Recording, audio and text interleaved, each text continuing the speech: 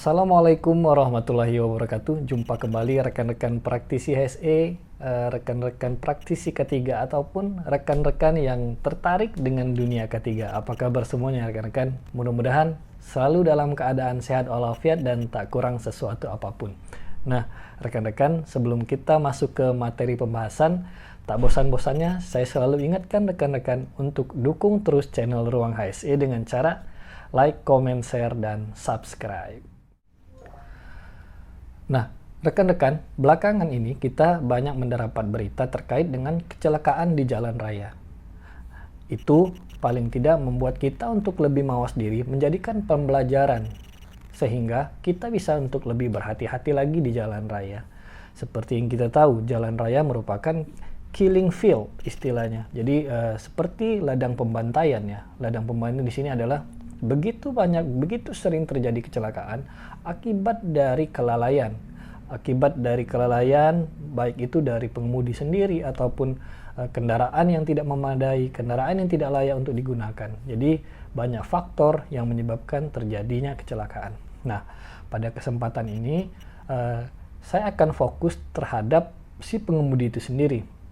Di sini apa sih yang harus kita lakukan sebagai seorang pengemudi, sikap-sikap apa saja yang harus kita lakukan menjadi seorang pengemudi, sehingga kita bisa bisa membawa kendaraan dengan baik, berusaha untuk tidak terjadi kecelakaan dan sebagainya. Jadi apa saja itu berikut sikap-sikap pengemudi. Pertama, pandangan jauh ke depan. Jadi kita memastikan pandangan pengemudi ini tidak terhalang oleh sesuatu apapun. Dia memandang jauh ke depan, lebar, dan view-nya cukup jauh. Nah, itu fungsinya apa?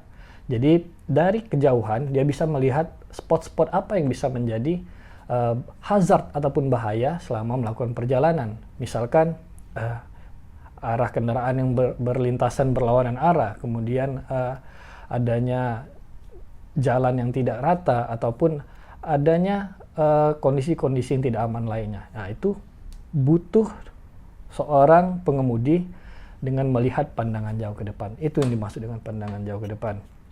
Kedua adalah pengemudi harus bisa menguasai seluruh bidang pandang. Nah, seluruh bidang pandang ini apa? Ini biarkan kendaraan kita. Bidang pandang kita bukan hanya di depan, tapi di samping kanan, di samping kiri, kemudian bagian belakang. Bagaimana sih kita mengetahui bidang pandang tersebut? Kita bisa memanfaatkan fitur-fitur yang ada di mobil. Misalkan adanya spion kiri kanan, kemudian ada spion tengah, kemudian ada beberapa spot-spot di sekitar mobil yang tidak bisa kita jangkau. Itu perlu kita untuk melihat sejenak untuk memastikan kendaraan di sekitar kita ini aman. Jadi seperti itu ya rekan-rekan. Jadi pengemudi itu wajib menguasai seluruh bidang pandang. Kemudian yang ketiga adalah gerakan selalu mata Anda. Ini penting karena kita ketika membawa kendaraan jangan terlalu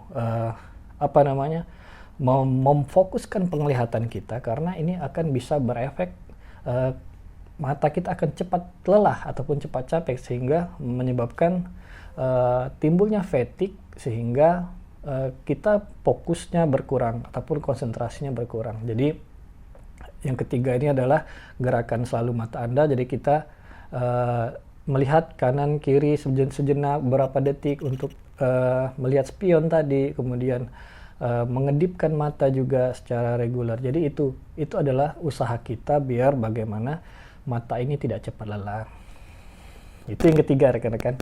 Penasaran kan yang keempat? Yang keempat adalah sediakan ruang untuk menghindar.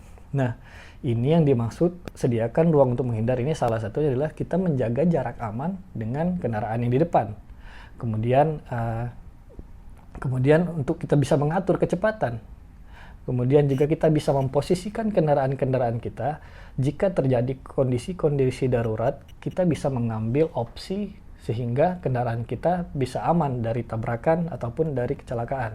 Nah, itu yang penting. Keempat itu adalah sediakan ruang untuk menghindar. Jadi seperti itu. Yang kelima, nggak kalah penting juga rekan-rekan, pastikan mereka melihat Anda. Nah, ini bagaimana sih maksud pastikan mereka melihat Anda? ada beberapa orang yang mungkin pengguna jalan yang tidak mengetahui keberadaan kendaraan kita. Misalkan penyeberang jalan yang mendadak menyeberang, kemudian di malam hari kita tidak menghidupkan kendaraan, kemudian kendaraan yang di depan misalkan mau merubah jalur secara cepat, padahal ada kendaraan lain ataupun kendaraan kita di belakang mereka. Bagaimana cara memastikannya? Salah satunya adalah membunyikan klakson, kemudian menghidupkan lampu dim itu, ataupun menghidupkan lampu malam untuk kondisi malam, ataupun menghidupkan lampu kabut dan sebagainya. Nah, itu adalah fungsinya untuk memastikan setiap pengguna jalan bisa melihat kita. Jadi itu rekan-rekan 5 sikap pengemudi yang harus dipunyai. Jadi pertama tadi apa? Pandangan jauh ke depan. Kedua, menguasai seluruh bidang pandang. Ketiga, gerakkan selalu mata Anda.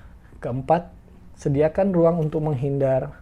Kelima, pastikan mereka melihat Anda. Jadi itu adalah 5 sikap pengemudi yang wajib dipunyai oleh para pengemudi. Nanti dari aspek kendaraan juga, dari aspek persiapan perjalanan juga mungkin nanti next akan kita bahas. Jadi itu rekan-rekan, mudah-mudahan tips ini bermanfaat sehingga kita bisa mencegah terjadinya kecelakaan di jalan raya. Tetap jaga kesehatan, keselamatan, dan lindung lingkungan. Assalamualaikum warahmatullahi wabarakatuh.